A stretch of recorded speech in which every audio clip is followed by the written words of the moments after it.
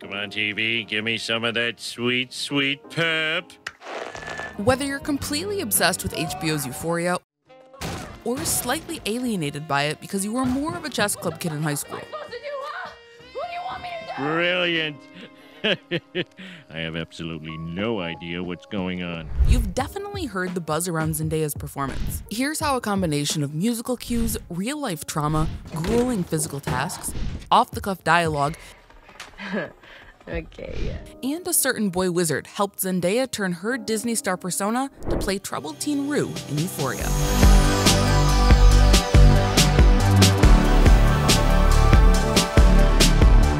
By the way, click the bell to subscribe to Unpeeled for the latest updates and actor breakdowns. Each thumbs up on this video equals one more glass of Prosecco for Jennifer Coolidge. And as always, spoilers ahead. Euphoria premiered in 2019 and is actually a remake of an Israeli series with the same name. It tells the story of a group of high school students grappling with sex, drugs, and the horror of accidentally dressing like you were in Oklahoma. Did you actually think I was auditioning for Oklahoma? It's written, produced, and directed by method actor Sam Levinson. Sam is the son of filmmaker Barry Levinson, and he spent his teenage years in the throes of drug addiction. After spending much of high school in and out of rehab programs, Levinson became sober at the age of 19. This experience inspired him to write his own version of Euphoria. Oh, I'm either gonna get fucking fired or maybe they'll dig it, I don't know. The show is his attempt to tell honest stories about teen addiction through the narrative lens of Rue. And when it came time to cast someone to play a teenager trapped in the gritty world of hard drugs and denial, Levinson only had one name in mind. Hey, I'm Zendaya from Shake It Up. And you're watching Disney Channel. If you were a fan of Zendaya from her multiple roles on Disney Channel, her animated films, or this iconic meme, Zendaya is me. She might not be the actor you'd expect to see in such an adult role. But according to Levinson, Zendaya was his ideal casting for Rue since making his first mood board for the show. Sam, there's nothing you watched in my career up until this point that said, that girl, she's got what it takes. Be that as it may, Levinson was smitten from her very first audition when she came fully dressed in character. She came in a hoodie with her glasses on and sat down, and we just started talking, and I thought, this is Rue. And just like that, Zendaya was cast in the role that would disrupt her squeaky clean child star image forever. Euphoria's soundtrack is about as iconic as its liberal use of face glitter, and that music starts on the page. Hold up, they don't love you like I love you.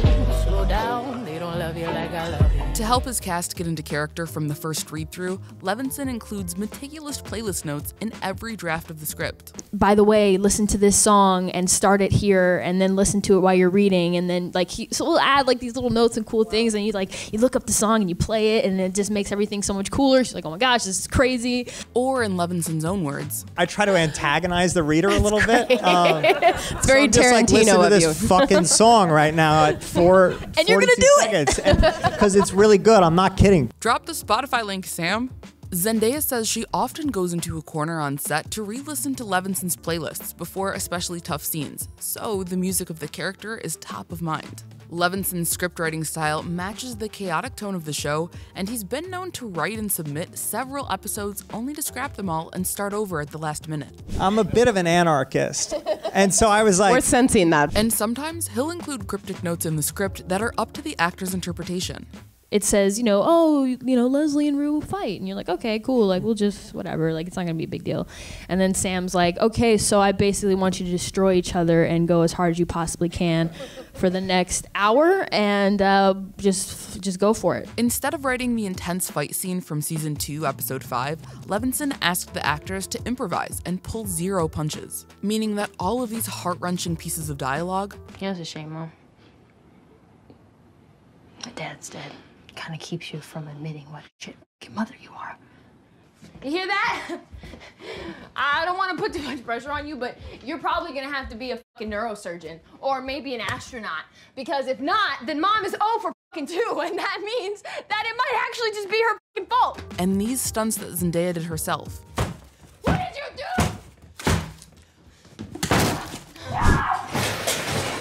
Are coming straight from the actor's instincts, and that kind of razor-sharp focus did a physical toll on Zendaya. And on top of just kind of this massive blowout where the pain is coming to a head and getting to a point where you can't hide it anymore. Yeah. And then on top of that, she's going through withdrawal. Yeah. So that's like a whole nother physical thing and aspect to kind of keep inside your brain while also trying to like understand everything else that's happening.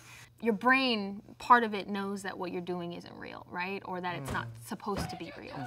But your body doesn't know the difference, right? You're still gonna get the same bruises if you kick a door down. Zendaya later told Decider magazine, "I'd fall into a bed of fake cactuses a million times, and it wouldn't be as painful as having to yell in someone you care about's face things you don't mean and words that don't belong to you." We think Spider-Man said it best when he said, "What's happening?" And the emotional roller coaster of this role didn't stop with that fully improvised scene. Zendaya says that in real life, she's used to bottling up her emotions, so she uses her role as Rue to express her real trauma and inner darkness. I let Rue have it, you know, and I let her use whatever kind of I need to hold on to, and I let her get it out for me, you know, because I get it out in a different way. I'm not like that, and often I shove, so it allows her to take that on, and I'm just very grateful to have an environment where I felt safe. This method acting technique, where you apply IRL memories and trauma to the performance of a character, was made popular by Konstantin Stanislavski in the 1800s. According to Stanislavski, the person you are is 100 times more interesting than the best actor you could ever become, and actors like Daniel Day-Lewis and Philip Seymour Hoffman have used his methods to great effect. So, Zendaya's among great company. In addition to her own life experiences, Zendaya relied heavily on Sam Levinson's first-hand accounts of being an addict to help her portrayal. I'm lucky because a lot of these stories are so specific, and that's when I have to rely on Sam, who is our leader and our director, but someone that I have to confide in. I have to talk about things that, are triggering and tough to talk about, but he has been so open and wonderful with me, and I ask him, what at this moment, how did you feel? What did you go through? What is this like? And we work on it that way, and I try to infuse whatever I can into it as well. And it's a collaboration, and we just talk and we have the rawest conversation we possibly can. This information was doubly essential because according to Zendaya, she's always been completely sober in real life. Did you literally inhale the good stuff? It's all fake. I don't do any of that. It's definitely a safe thing. It was like rose petals or something like that. Packing a bowl full of rose petals. Doesn't that feel like a Lana Del Rey lyric? This place is so Lana Del Rey vinyl. Rue is a tough character to love. She's hard on her family. She leaves her friends in the dust. Well, you're like one of my best friends. Give me a fucking break. Because we went to fucking preschool together? That does not make us best fucking friends.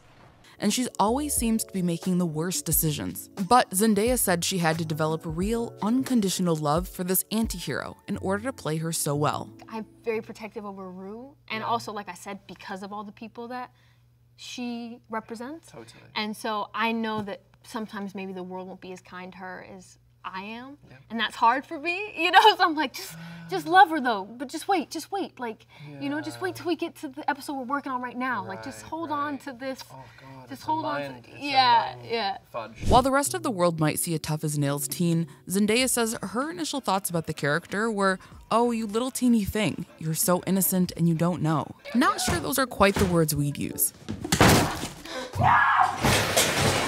But jokes aside, it's so important that Zendaya tackles this role with that degree of empathy. She embodies Rue's flaws, but never loses sight of her humanity, her potential. She's both the frenetic agent of destruction and a little teeny thing. Her deep understanding and empathy adds nuance to a role that could be a two-dimensional, more after-school special type character in less capable hands. Who taught you how to do this stuff? You, all right? I learned it by watching you. Parents who use drugs have children who use drugs. Even with that empathy, this role is extremely physically and emotionally taxing. Between the interior work of building Rue and the everyday grind of filming a hit show, Zendaya says the process of making Euphoria is a little less than euphoric sometimes. It's exhausting. Some days you just want to keep crying, keep crying, keep crying. The emotions are so real that it even trickles down to the crew occasionally. Man, I remember there was a day he had me crying for hours. And I'm sorry. And but what made me cry even more, but in like almost a warm, sweet way was I heard sniffles around the set because it's very silent when we're trying to have these moments, and I heard little sniffles around the set. And what that meant was that my sound guys, my prop girls, everybody was in it with me, and they were crying with me. So how do you deal with a job that repeatedly punches you right in the feels for hours on end? The answer is with a little magic. I just wanted to go home. I just wanted to go to sleep. I wanted to go in my bed. I wanted to watch Harry Potter and be happy. Zendaya also talks about the kind of warm environment that Levinson curates on set. One where people hug after dark scenes, and one where Levinson says, as soon as I call cut, Zendaya's hanging out behind the monitor and eating Cheesecake Factory and cracking jokes. When talking about method acting and directing, more often than not, we hear about the extreme lengths people go to maintain the mood of a character. We talk about Kubrick torturing Shelley Winters in The Shining, or Jared Leto sending Joker care packages to his castmates. But we rarely hear about environments where taking care of the actors as humans is as important as fostering their character. Almost as if Zendaya and Levinson are leading by example, saying, hey, you don't have to be a jerk to turn out a good performance. They took a second, and they didn't, they gave me some space, and then they came up to me like, Z, we just wanted to give you a hug. You good? We love you, man. And there was such a love there. And even though it's a scene, they know that we have to go to these places, and everybody has to be so vulnerable in front of each other. So we're lucky that we've created such a warm place where we love each other, and we want everyone to feel safe, because that's the only way to do the best job. That safe environment proved to be such a rich ground for vulnerable, raw performances that Zendaya ended up earning not 1, but 2 Emmys for her role as Rue.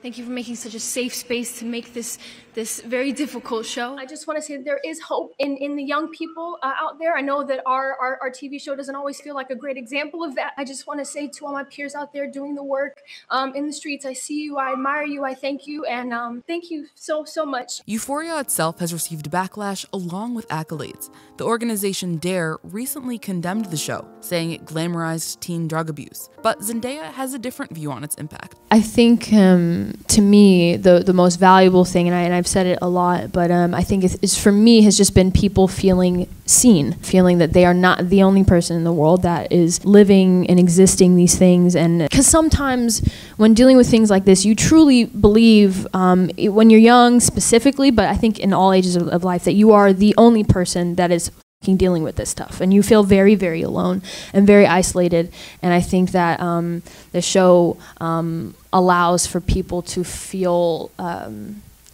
like I said, they just feel seen. Like I that's me there. That's what I was trying to say. That's how I feel. That oh wow, there's something to it when you can. They can tell someone, watch Euphoria. That's how I feel. Yeah. By telling the story and telling it well, the Euphoria cast and crew are giving voices to the voiceless. Their hard work, empathy, and vulnerability stand to have a real impact on the culture at large. My greatest wish for Euphoria was that it could help heal people. I just want to say thank you to everyone who has shared their story with me. I want you to know that anyone who has loved a Rue or feels like they are a Rue, I want you to know that I'm so grateful for your stories, and I carry them with me, and I carry them with her. So thank you so much. What do you think? Can you be a method actor and still need a hug? Which actor's process do you want us to cover next? And did we successfully get this stuck in your head? Zendaya is me. Tell us all those things and more in the comments, and don't forget to like and subscribe.